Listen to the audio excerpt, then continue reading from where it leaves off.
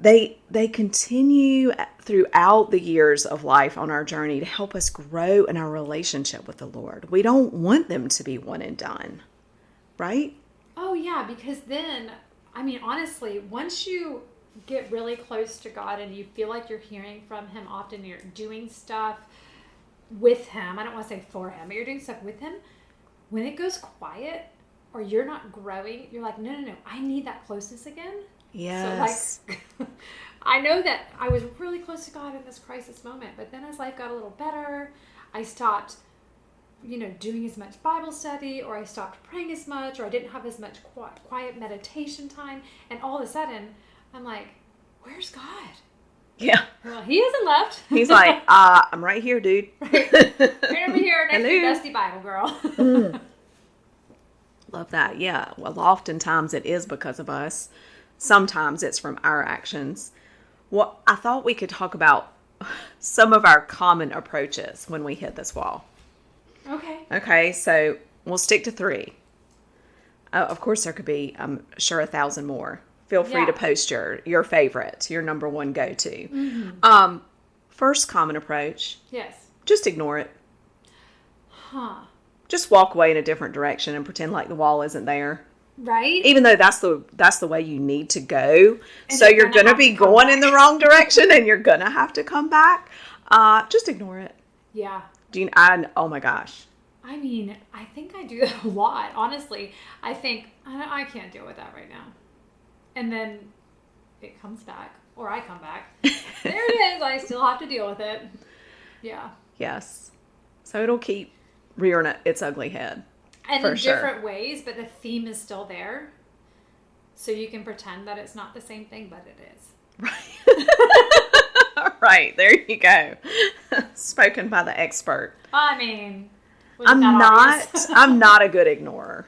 I do have people in my life that's their go-to. She's saying me. No, well, not just you. I'm one of them. Just saying. But the next one is fighting against the wall. I mean, like going in just like full hog, fist a slinging and trying to rip the bricks. Full hog. What does full hog even mean? I don't know. It just came to me. It's so great in country. Now, I'm going to tell you, I've had some people say, like, I love Allison and her accent. It's so cute. And then you said full hog, and that just really sums it up. Really, it should be whole hog, but full hog. Like, you just go all in. Yeah, so you know what? I feel like we're being so metaphorical right now. Can you just pull, like, a random incident that could be not one of yours, not one of mine, just something so we can address it directly, because I feel like we're just talking so around it and I just really want to go full hog on it. So should we go back to ignore? Yeah. Okay, so do you want to do ignore? I mean, I want you to do it and then Okay, so when we ignore something, we see the situation is there, we recognize it.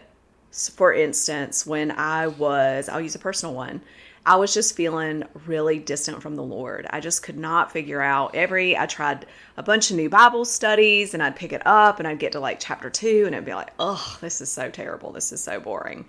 And then I would put it down and then I would try to do something else. And then I just kind of quit. It's like, oh, nothing's working. I just give up. So I ignore it, but I was still feeling, this was a couple of years ago, just like there was this emptiness. And I'm like, finally, I quit ignoring it and lit a fire under my hiney. And I started trying all these new things. I took a class and it was about photography meditation with scripture. And then I just started seeking out other things. I had to step outside my comfort zone instead of ignoring it. And it took my relationship to the Lord, with the Lord, to a totally new level. Yeah, so I'm going to give a different thing too, because that is awesome. But I think like some people need a physical, tangible that's happening to them, because not everyone is so in tune, with their... that was definitely a spiritual example. Yeah, so I think maybe...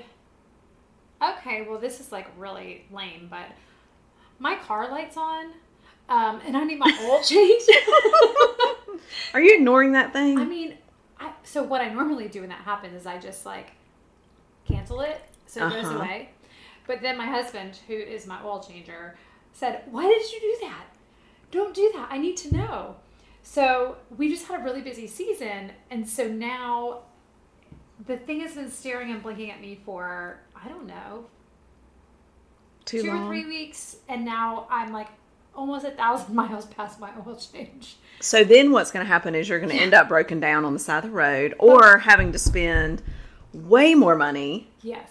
on fixing something else because the lack of oil has messed something else up. Right. But I'm really trying to hold out, and he loves to do that, and that's how he loves to serve me. And so I'm like, but we also have to go somewhere this weekend. Right. I need some oil in my car. But you don't want to break down on the side of the road. That is a good one. So that's a tangible. I mean, sometimes we can ignore a weight gain or, something that we're an unhealthy addiction. Say you're drinking too much or you're online shopping. That's how you're coping. That sort of thing. And instead of, we just ignore it and we keep doing the thing, even though we know that it's not the right thing. And then fighting against the wall, I think that can look like something happens and you just go all in. So go back to the weight thing, like after Christmas, and then you're like, oh my gosh, I don't fit in any of my clothes. I'm going to stop eating. I'm going to do this crash diet. I'm going to, instead of thinking about it, putting together a good plan, starting a race. I mean, you can just go in on adrenaline. Oh, and it burns out fast. And it burns out, and it's never effective, and it doesn't work, and usually it hurts us in some way, and actually sets us back, because we end up with other issues along the way. We hurt other people's feelings, or we step on other people's toes, or we endanger ourselves, whatever that is. But also, you also just look back and say, well, it didn't work. So now you have failure added to your list of all the things that's happening. When the truth is you didn't fail, just the way you were trying to do it failed. It was the process. Yeah. And so I think about, something big right now, and something you and I are talking about is how to do some self-care. And I know that is such a hype word right now. So I hate to use that word. But it's really about loving yourself well so you can love everyone else around you just better, right? And so I have so many great options all the time. So I can go to Lectio Divina with Allison tonight, but also I have friends that are going to dinner, and that also would fuel me. And also, also I have this and that. I get to pick just one, right? Instead, if I start to do all of them all the time, number one, I would never be home to make dinner, which actually sounds really good. Facts. But then people always have to eat. How many people am I hurting? And then it quickly becomes selfishness. Yes. I actually just read something recently that said when we are not taking time to rest, basically this self-care that we're talking about, and recharge with the Lord, we are actually a danger to other people. Yes. I mean, if you think about it that way, it really can push, you don't feel so selfish about it. It's more like, oh, I'm protecting you. I mean, I remember back when, they had shut things down and they had finally opened up church again and you had to get tickets. And I would literally sit at my computer because the tickets went on live. They were free, but you had to get your ticket at 10 a.m. on Fridays for the next week. And I would be sitting at my computer like a rock concert, like waiting to get my tickets. And someone said to me once, they were like, oh, well, we're not, we're trying to go at least like every other week so other people have the opportunity to go. Oh. And I was like, oh, well, not me. And I consider it a public service because I am not going to be a good person if I'm not in church every week. And I need my live praise and worship or it is just going to be ugly. Wow. So it's a little public service for me to go to church. I'm saving all of you by going. Exactly. I think the third thing that we can fall into when we hit this wall, we basically ask or wait for others to tackle the wall for us. Oh, so this my God. relates to ignoring, but also we are just looking for someone else to fix it. You're looking for someone to save you. And there are plenty of us fixers out there that will try to jump in and save you. Yep. But then we can't. And also we have a little bit bitterness. I'm just saying. It's our own fault that we have the bitterness because we need to learn to say no, blah, blah, blah. But yes, there are plenty of people out there that will try to fix it for you. But also, did you learn a lesson? Or did you just learn to call that person when you're in the need of something, right? They don't learn it. Right. We cannot fix people. They have to want to fix themselves. And they have to go through the motions. I mean, I'm learning this with an 18-year-old. Like, she is going to unfortunately have to make some of these mistakes that I already know. You can see the train coming, or the whatever.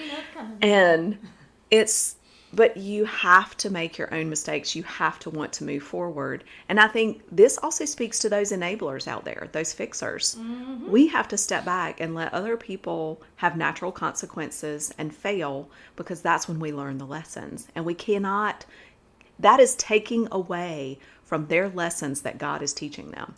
You are a roadblock. Facts. On their walk. Or yes. on their growth journey, right? They think they're helping them tear down their wall. They're actually creating another one. Yeah, because the truth is, then they'll just look at you if it doesn't work out and blame you for it. Oh, yes. Uh-huh. Been in those situations where I say, hey, this is my opinion, because you've asked for it, okay? This is my opinion, but also, I'm not God, and I'm not you, so y'all should get together and figure it out. Yeah, that's good. I think there are 3 amazing, as we kind of... we didn't talk about drinking. Did we talk about drinking? I mean... What? Like, to block it all out? Oh! I'm like, wait, what? Are we talking about drinking? I mean, some of my bad habits, numb myself a lot. There you go. Yeah. Yeah. I mean, I had to figure it out that I was picking up a drink because it would just make me relax and not think. Okay. Yes, and I think that can be several things. I mean, we can do several things to numb it and distract ourselves with it. Right. Drinking. Sometimes it's sex. Sometimes it's online shopping. It can be 1,000. It can be volunteering. Hey, y'all, those are not self-care. So I do know that right now, in the verbiage of the world, those things are considered self-care. No. But they are. Think about it. You should have some girl time and go out and have a drink. Maybe, but let's really get to the root. Are you trying to avoid something? Right. And are you doing it every 3 nights a week? Right. I mean, my friends and I, we would get together once a month and we'd go out for a nice dinner and we'd have wine, and it was like, this is cheaper than therapy. Right. But if you're doing that 3 times a week, you might need to reevaluate. Yeah, and you're probably affecting other people negatively. And I think that's where we get into these next 3 things. Like, instead of handling the wall, like with all the ways that we just talked about, we need to seek God and determine our steps. And there are 3 things that we don't really think about that we need to do with the wall. Sometimes we just need to sit down at the wall and we need to take some time to look at the wall, to sit with the wall, to consider the wall, to study the wall. Right? Yes. Because then we don't fall into the trap of just ignoring it. So sometimes... So if it's a problem with, I don't know, your bad attitude. There you go. Why do I have this bad attitude? What has caused me to be here? Am I getting enough sleep? Like, don't immediately react, right? Right. That's right. Think about it. Study it. And then start taking it down brick by brick after you've thought about it. Like, strategically. Not go whole hog. Whole hog, girl. With fist a slinging. But think about, okay, you've thought about it. You've taken it to God. I need a friend to support me and pray with me. Mm-hmm. That's a brick in taking down the wall. I need to seek professional help. Mm-hmm. That is a brick that you can, implement the things into your life that will strategically take down this wall for you, that the things that you implement that will take it down forever and will not harm you, or are less likely to harm you and extend this terrible journey and keep the wall up longer. So it doesn't, when we go plowing through it, that might bring it down, but it's actually going to fall on top of you. Right. Versus strategically and thinking about taking it down brick by brick. Yes, I like that. We don't often do that. And this is my favorite one. Sometimes when we hit the wall and we have come to that place, sometimes we just need to lean on the wall. We just need to lean against the wall and rest. Can you give me an example of that? Because I'm like really picturing me standing against a brick wall. I look really cool though. I look like an old, like a guy in a black leather jacket, with a cowboy hat, kind of chilling. But okay, so sometimes it is. Let's talk about like the end of a friendship. For whatever reason. Okay. This is very relevant to me within the past year. Okay. So you've had this friendship and you hit this wall with the friendship for whatever reason. I think this has happened in a lot of people's lives over the past couple of years because of all the divisiveness anyway. So maybe this is really relevant to a lot of people. And you've hit this wall. Sometimes we cannot just go in and fix it. Right. We don't have any control over that. And we can't ignore it because sometimes we just have to lean on the wall and we have to grieve it. We have to recognize it. We have to touch the wall. We have to just think about, we have to feel it. We can't just ignore it. We're terrible grievers in this society. And that's what next week is going to be about. Mm-hmm. We're going to call it Cry Me a River. And it's about how we have lost our capacity to grieve because it is so just inconvenient and it's easier to ignore and it's more work. It's harder work to recognize it and to grieve it. So it's interesting because as you're talking about this friendship, I can tell you the process I went through. My initial response when this was happening was just to bust through the wall by everything that person had given to me. I was going to throw it out immediately, and then I did remove them from my visual sight, but I didn't throw them away. Mm-hmm. So that was a little processing, right? And then I thought, well, I'm just going to delete them on everything, block their number, blah blah blah. So I didn't do any of that, but what I had to leaning against the wall, I realized either I didn't mean as much to this person as they mean to me, or B, this is what they consider to be a good friendship, and that's not enough for me, right? And so I had to sit with that. And I would avoid driving by their house because we lived next door, pretty close to each other. And when I would pass by the road that led to our old neighborhood, I would just feel that heaviness. Oh. But I had to process it, and I had to work through it. And then I got to the point where I was able to remove all those things from my home, but it wasn't out of bitterness. Right. It was just out of a wisdom instead of an anger. You did it instead of whole hog ripping down the wall with fist a blowing, which is what can be a natural response. You did it brick by brick. Yes. By taking it to God. And it is a process, and we don't want to put in the work. We're a little lazy. Well, because it doesn't feel good. And it's not fun. Yeah, absolutely. It's I don't want to visit that sad place again. Let me just say something bad about them so then I feel better.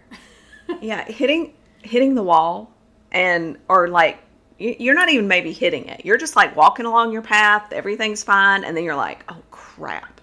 Yeah. Here's my next obstacle, right? And they're always going to be obstacles. It's like Mario Kart. They're just not going to stop coming.